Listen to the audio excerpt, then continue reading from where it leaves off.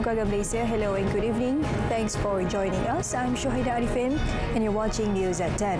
In our top stories tonight, supermarkets and groceries comply to cooking oil ceiling price.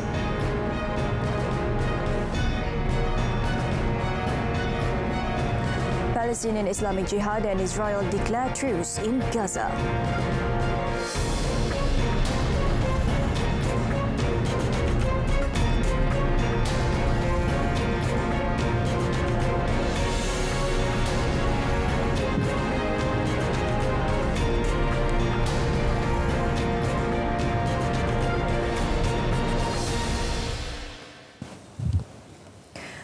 Consortium Zenith Construction Sendirian Berhad Director Datuk Zarul Ahmad Muhammad Zulkifli told the court he gave 19 million ringgit to a businessman after being informed that he faced charges under the Anti-Money Laundering Act (AMLA).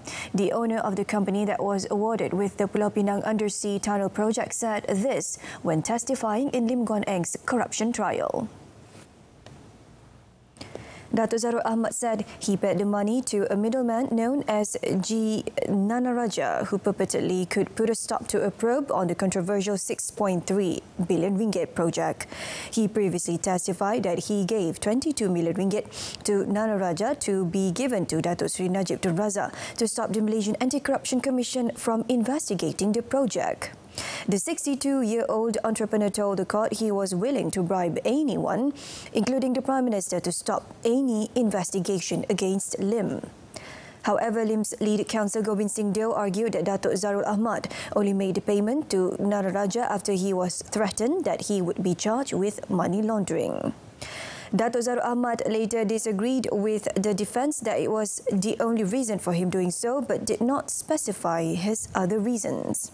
Lim is facing 4 charges of using his position as the Pulau Pinang Chief Minister back then to solicit gratification to help Datuk Zarul Ahmad's company secure the tunnel project. 2 witnesses in the trial of former Federal Land Development Authority Felda chairman told the court the accused bought a Honda Civic Hybrid and completed the payment with just 1 cheque in 2013. Sutera Auto Sendirian Berhad Account Executive Rozana Khalid said the cheque issued by Tan Sri Shahrir Abdul Samad was 418,485 ringgit.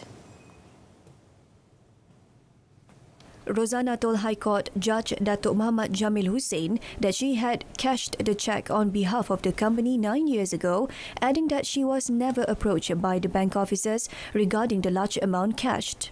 The 43-year-old witness also confirmed that the payment receipt and invoice of the purchase and car grant issued by the Road Transport Department showed that the car was registered under Tan Sri Shahrir's name.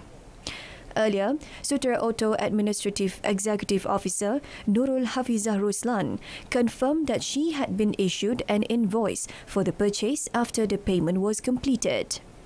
However, both witnesses revealed to the court that they were never approached or investigated by Inland Revenue Board (LHDN) officers about the purchase. Tan Sri Shahrir is on trial on a charge of failing to declare to the LHDN the 1 million ringgit he allegedly received from former Prime Minister Datuk Seri Najib Tun Razak 9 years ago. Continuous proactive measures taken by the government have managed to regulate the rise of goods prices. Surveys conducted at over 200 premises nationwide today found that supermarkets and groceries complied to the ceiling price of 5 kilogram bottled cooking oil set by the government. According to Chairman of Special Task Force Jihad Against Inflation, Tan Sri Anwar Musa, surveys conducted also found that 17% from the premises sell the bottled cooking oil lower than the ceiling price. Hasil pemeriksaan hari pertama, kita dapati harga jualan adalah seperti berikut. Bagi botol 1 kilogram pada harga RM6.70 ke RM7.70. Bagi 2 kilogram, harga yang dicatatkan adalah antara RM12.70 sehingga ke RM14.70. Yang 3 kilogram RM21.30 ke RM21.70. Sementara bagi botol 5 kilogram telah dijual dengan harga antara RM28.90 ke RM34.70. Starting today, the maximum price for 5 kilogram bottled cooking oil is set for RM34.70. Meanwhile, for 1 kilo bottled cooking oil, the ceiling price is RM7.70, RM14.70 for 2 kilos, and RM21.70 for 3 kilograms bottled cooking oil. The Langkawi Keluarga Malaysia Science, Technology, Innovation and Economy STIE Design Space will serve as a platform for single mothers in the district to boost their skills in sewing and improve their socio-economic status. Science, Technology and Innovation Minister Datuk Seri Dr. Adham Baba said the design space is special as his ministry has prepared an innovation corner for social enterprises such as the Single Mom, Recreative and Innovative Association SURI to train and develop single mothers through sewing project. Contoh di Langkawi uniknya ialah kita membantu ada yang dipanggil SURI Ibu Persatuan Ibu Tunggal, yang mana kita memberi dia knowledge dan ilmu bagaimana boleh mengembangkan talent atau bakat sedia ada ataupun yang belum ada untuk menggunakan sepenuhnya bahan-bahan yang digunakan dalam kawasan ini boleh dijadikan produk-produk sebagai produk yang boleh dijual. Datuk Seri Dr. Adham further said that innovations using recyclables contributed to the reduction of waste and helped the government's aspiration to turn Malaysia into a green, environmentally friendly country. He added the local community could also use the design space to conduct innovative activities using existing technology such as 3D printers, robotics and drones without charge. A married couple and their daughter were charged in the Kuala Pilah Sessions Court today with abusing a 5-year-old girl. Argunasilan, 42, his wife, K. Nagama, 41, and daughter, G. Nisha, 21, pleaded not guilty to the charge.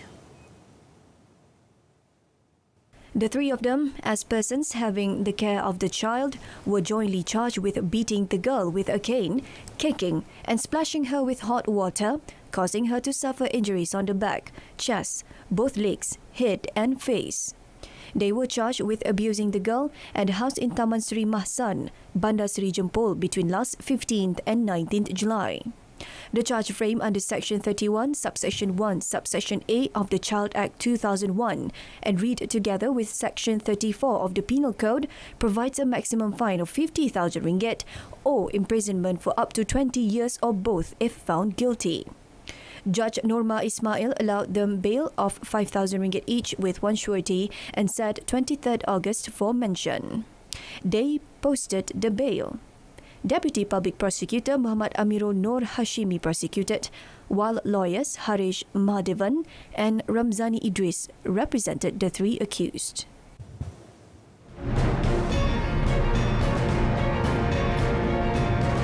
Coming up, EPF savings low and worrying after withdrawal schemes.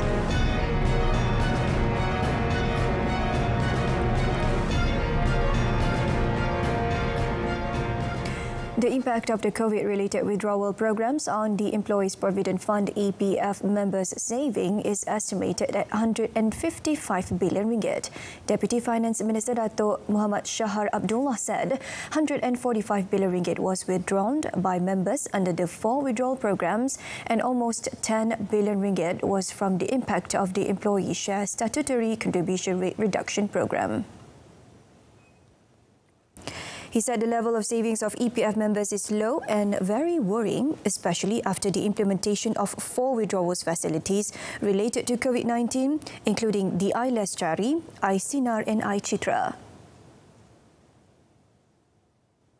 Semua input-input berkaitan bagaimana untuk kita perhebat dan pertingkatkan nilai simpanan KLSP sudah pasti KLC 2.0 juga adalah antara salah satu yang sedang kerajaan pertimbangkan, kerana banyak lagi strategi-strategi yang lain yang mungkin boleh kita gunakan untuk kita memastikan KWSP ini menjadi insurans kepada mereka-mereka yang bekerja.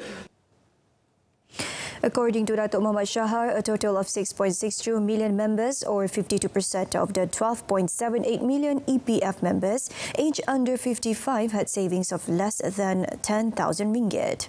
Of that number, 4.99 million members, or 75%, were Bumiputra members.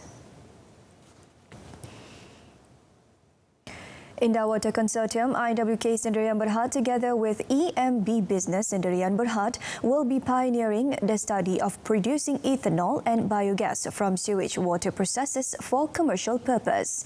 Minister of Environment and Water Datuk Seri Tuan Ibrahim Tuan Man said it is in line with efforts towards a circular economy while exploring sewage waste potential as a renewable energy source.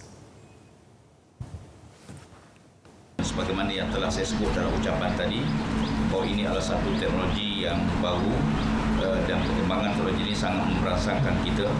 Jadi saya juga mengambil kesempatan pada pagi ini untuk ucap tahniah kepada para pensyarah universiti, para pengkaji, para penyidik yang telah pun berusaha membangunkan teknologi ini. Saya fikir ini satu usaha yang proaktif di mana sumber-sumber yang kita rasa sebagai sumber tumbuhan yang tak ada nilai ekonomi telah bertukar menjadi sumber ekonomi yang sangat bagus dalam konsep penghasilan sumber baru bagi negara. Dan usaha ini kita akan laksanakan di semua loji-loji plan, loji kumbahan pada masa akan datang.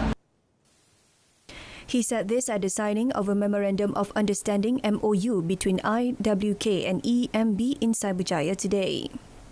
The Ministry of Environment and Water is committed to improve sewage services quality in line with Sustainable Development Goals.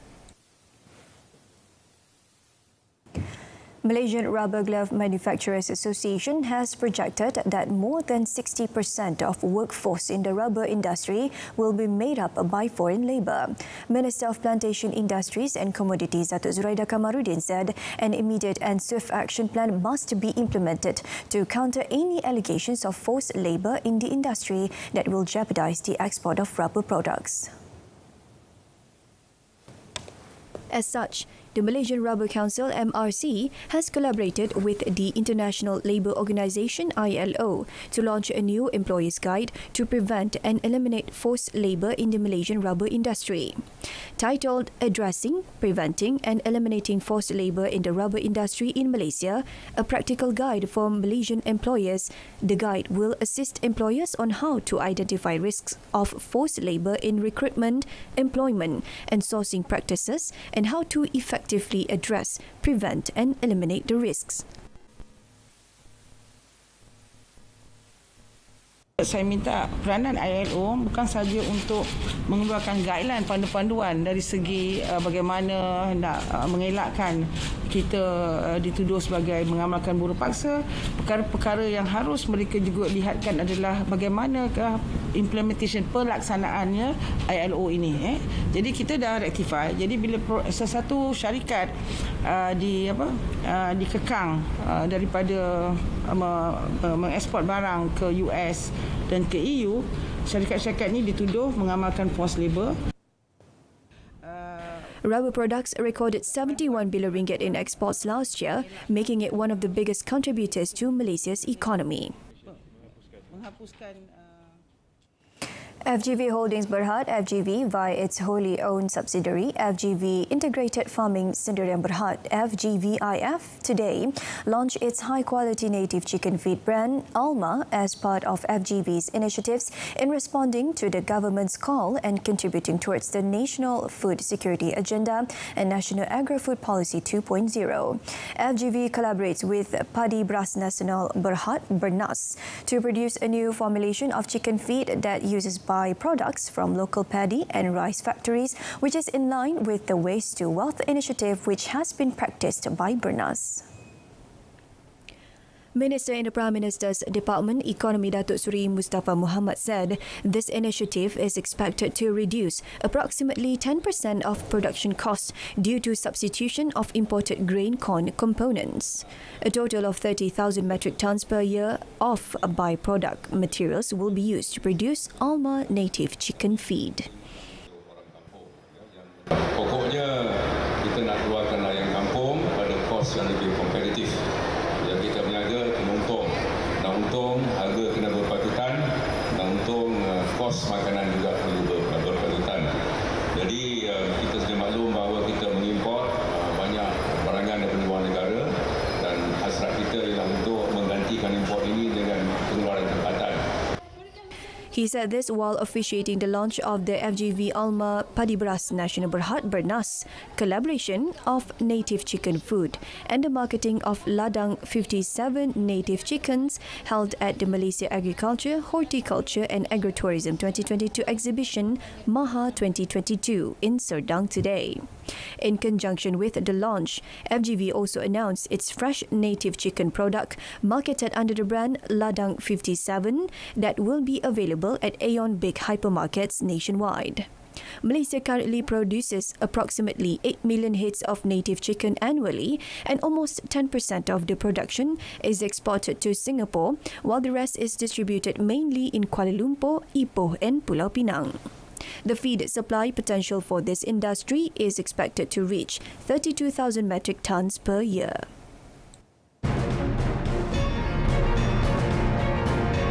Coming up in our foreign segment, China's military to conduct regular drills over Taiwan waters.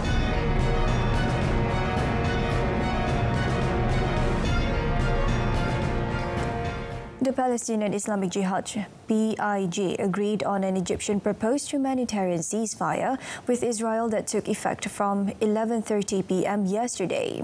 Ziad al-Nakalah, leader of the PIJ, the Gaza-based Freedom Fighters Group, attended a press conference at Tehran early today, announced the agreement, but also warned that the PIJ will continue fighting if Israel breaks the agreement.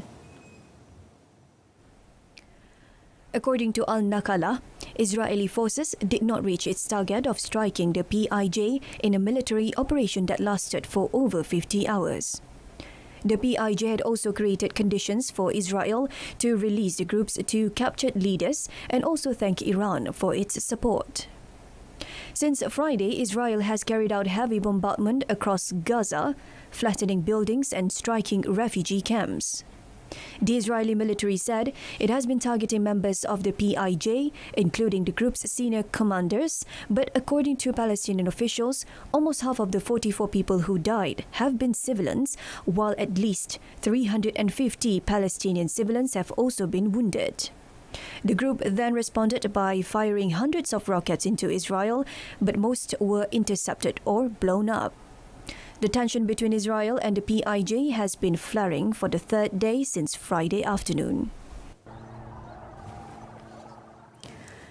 Meanwhile, spokesperson of China's Ministry of National Defense, Wu Qian, said the United States should take full responsibility for the cancellation of military talks between China and the US. Chinese Foreign Ministry on Friday announced 8 countermeasures in response to Speaker of the US House of Representatives Nancy Pelosi's visit to China's Taiwan region.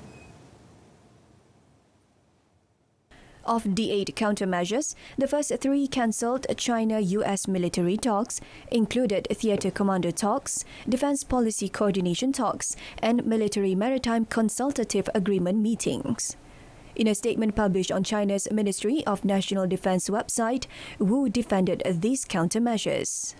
He said China stated its stern position on China-US military relations and the Taiwan question by making several stern representations with Pelosi's visit to China's Taiwan region. The US, however, was two-faced, condoned and supported such a visit and deliberately created tensions in the Taiwan Strait. Wu added that the US is creating a crisis, but on the other hand claims to manage crisis, making excuses and trying to cover up for its wrong words and deeds and provocative actions. Meanwhile, Chinese state television CCTV showed the military dispatching various types of multi-type fighter jets over the water near Taiwan. CCTV separately reported that the Chinese military would from now on conduct regular drills on the eastern side of the median line of the Taiwan Strait.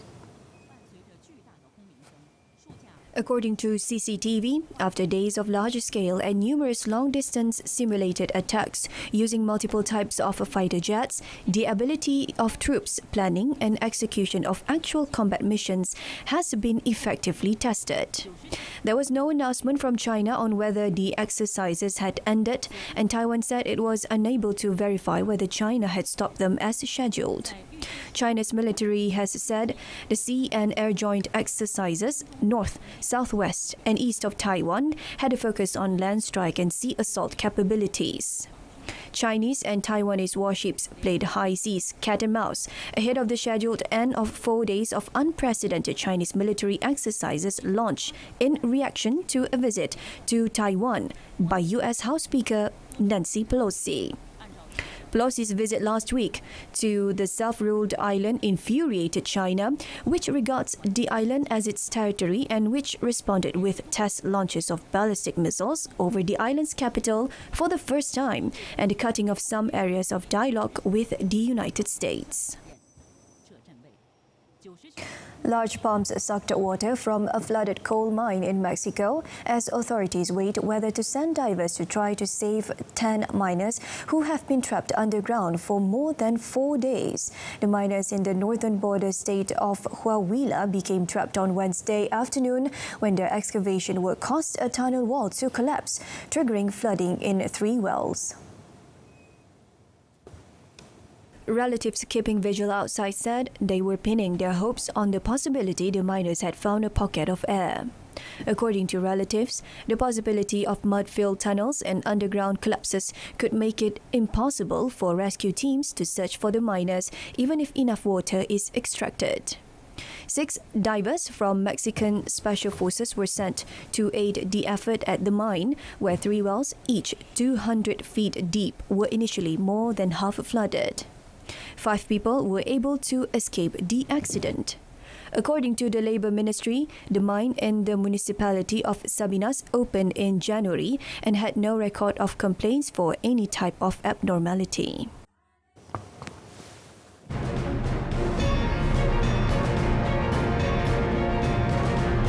Coming up in sports, Ng Ziyong settles for silver despite gallant fight.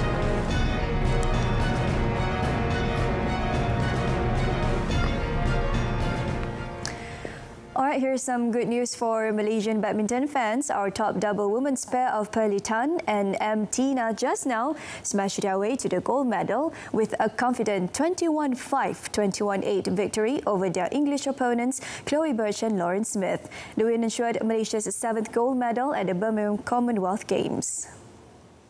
Now moving on to the next news. Meanwhile, national men's single shuttler Ng Ziyong put up a gallant fight but eventually missed out on an opportunity to defend Malaysia's gold medal in the Birmingham 2022 Commonwealth Games after he succumbed to India's number 1 Lakshya Sen in a match that went the distance.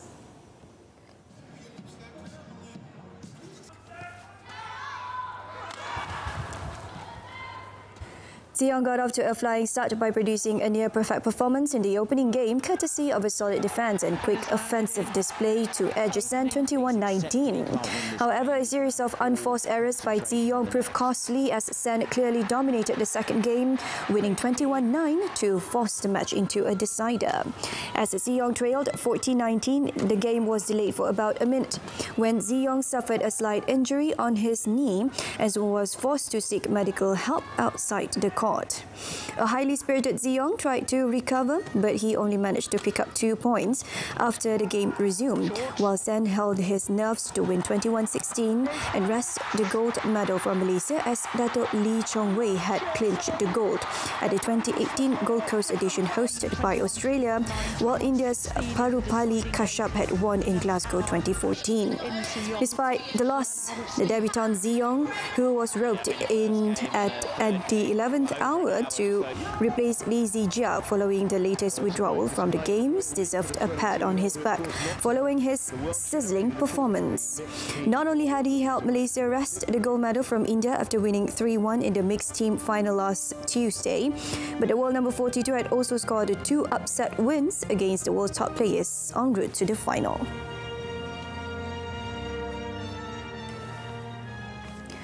New manager Erik ten Hag saw the depth of the crisis at Manchester United when his side fell to a 2-1 Premier League defeat by Brighton and Hove Albion at Old Trafford on Sunday, with German Pascal Gross scoring twice.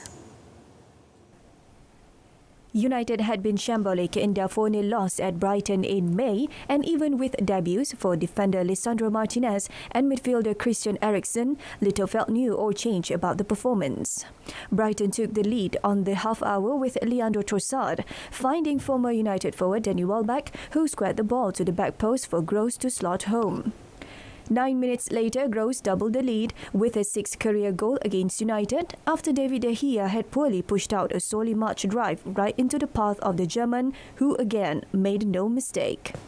Ten Hag introduced Cristiano Ronaldo in the 53rd minute, and the Portugal forward, who is reported to want to leave the club, provided the spark for United's attempted comeback. The home side gave themselves a foothold in the 68th minute when a goalmouth scramble ended with Alexis McAllister turning the ball into his own net, but Brighton held on for a second straight win against United and their first ever at Old Trafford. Sevilla have reached an agreement in principle to sign free agent Isco on a 2-year deal. The former Real Madrid midfielder would undergo a medical today before finalising his transfer. Spanish playmaker Isco will become the Andalusian club's 3rd summer signing after they brought in defender Alex Telles on a season-long loan from Manchester United on Thursday and centre-back Marcao from Galatasaray last month. Isco confirmed his departure from Real Madrid in May after 9 successful years with the Spanish capital, winning 19 trophies, including 3 league titles, 5 Champions League trophies and 4 Club World Cups. The 30-year-old, who spent 2 seasons at Malaga and also played for Valencia, made more than 350 appearances and scored 53 goals for Real. However, he was sparingly used by manager Carlo Ancelotti last season, playing only 17 times in all competition as Real won the league title and the Champions League. Isco, capped 38 times by Spain, has worked with Sevilla boss Julen Lopetegui twice before with the national team in the build-up to the 2018 World Cup and later that year during the Spanish manager's brief spell in charge at Real. The Andalusian club, who finished 4th in the league last season, began the new campaign with a trip to Osasuna on Friday.